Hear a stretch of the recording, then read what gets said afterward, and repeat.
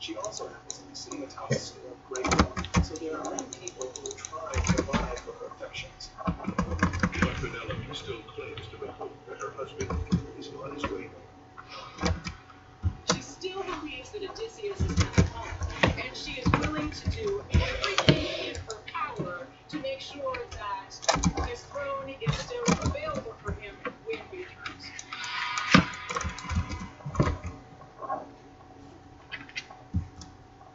A few days after surviving the giant cyclones, Odysseus encounters someone who can help him get home. On the island of Ilium, he meets a king named Aeolus. King Aeolus has a special power. He has control over the winds. He's able to regulate and control which way the winds go. King Aeolus secretly gives Odysseus a present, a bag containing all the winds that could blow him one course. As long as that bag remains closed, he'll have smooth sailing all the way back to Midgard.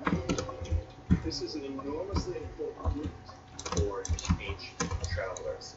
It's the equivalent of him giving Odysseus a fleet of jet planes. The winds are the motive power of ancient shipping. So this is a very great gift because the winds can bring you.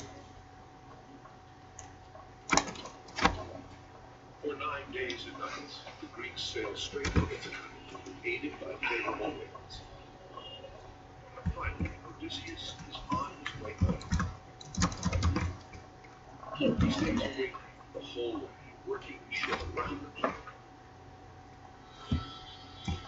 On the 10th day, Ithaca appears on the horizon. But in the last mile, fatigue finally overtook the hero. As Odysseus dozes, his crew seizes the chance to find out what's in the mysterious bag. His men immediately decide there's gold, there's silver, there's treasures, and Odysseus doesn't want to share it with us. They want to themselves. So curiosity, particularly a bit of greed, leads to that. With the shores of Ithaca in plain sight, he opened the bag, and the Poseidon curse is unleashed with a vengeance.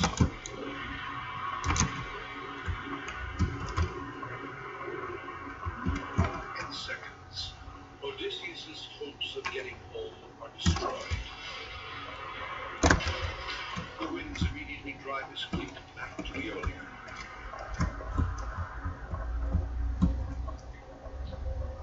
But this time, he won't get any help from the king. Odysseus says to Aeolus, "Can you help us again?" And Aeolus says, "No, you are clearly cursed by the gods. It could not be easier for you to get home, given what I gave you. When you get home, some god has it out for you, and I'm not messing with that. Go on your way." It's another painful setback for Odysseus, but he wastes no time worrying about what might have been. He may be knocked down just as much as all the rest of us, and even harder than all the rest of us, but he always can get back up. He can always get away. Odysseus' ability to persevere is put to the test again, just days after he leaves Ionia. His fleet pulls into a mysterious harbor and gets attacked out of nowhere by a race of giant cannibals.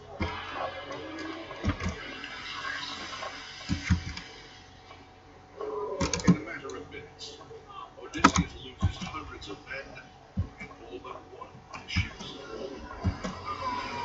The waves run red with blood. Once again, the Poseidon curse is devastating in its cruelty.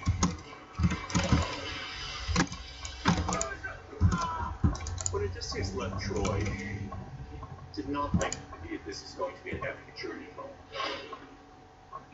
I don't think you could ever have imagined the kind of journey, the kind of troubles and adventures that he'd find along the way. For Odysseus, the adventures are just beginning.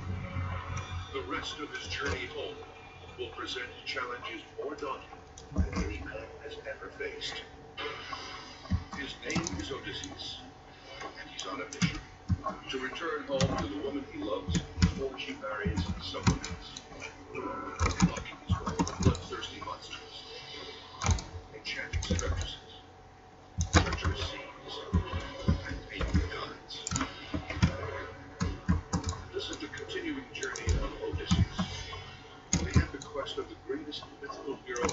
time. Once it is myth, but to the ancients, it was reality, and perhaps even a blueprint for one of the Christian Gospels. This is the real story, as it was originally told, of the Odyssey.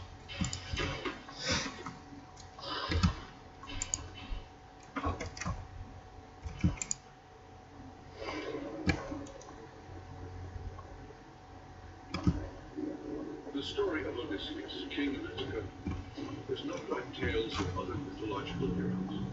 He's not a god with special superpowers. Instead, his character was written as a regular man trying to get home from a 10-year war to his wife and son. Everybody can relate to this guy. This is all of us. Like to spend more time with my family. I don't like my job. I'm not treated the way I ought to be. I'm on it. That's Odysseus' story. But the Odyssey is not just a return. It's a race against time. As Odysseus battles danger on the high seas, his wife, Penelope, anxiously awaits his return and wonders if she's become a sailor's widow. Meanwhile, a rogue's gallery of suitors is knocking at her door, pressuring her to get her husband and marry him. And according to custom, he who wins the if Odysseus doesn't get home in time, he loses family and his kingdom. The aristocracy of the area starts saying, Odysseus isn't coming home. We don't know what happened to him, but he's not coming back. So we need to decide who's going to be king instead of him. The person who would be a candidate would be the person who marries Penelope, since everyone assumed that she was married to him. Odysseus' struggle to get home in time is the central focus of the Odyssey. This epic myth was the Greek author Homer's most famous work. And to the ancients, it was more than just entertaining fiction. It was a guidebook to living in a dangerous world. We need to understand. We need to tell stories to make sense of our world. And so the Greeks had these are incredibly human characters going through incredible human emotions. Odysseus' adventures on the high seas reflected how the gods of the unknown world beyond their shores. This myth was written at a time when an empire was just beginning to expand across the seas. Odysseus represents someone who was very, very prototypical Greek. Greece at that time was a very poor country. It's a rocky place, surrounded by the sea. So people had to make their fortunes by being adventurers. It was the only way you can make it in ancient Greece.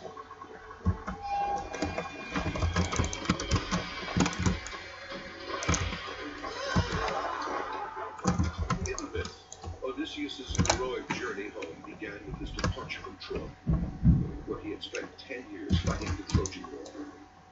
He had hoped his return to his home island of Ithaca would be quick and painless. But for him and his soldiers, it turned into a trip from heaven. On a stop for supplies several weeks into the journey, Odysseus narrowly escaped death at the hands of a man-eating cyclones, only to know the wrath of the monster's father, the powerful sea god, Poseidon. That's the curse that is working against Odysseus the entire rest of his journey. Poseidon, one of the most powerful gods, has this personal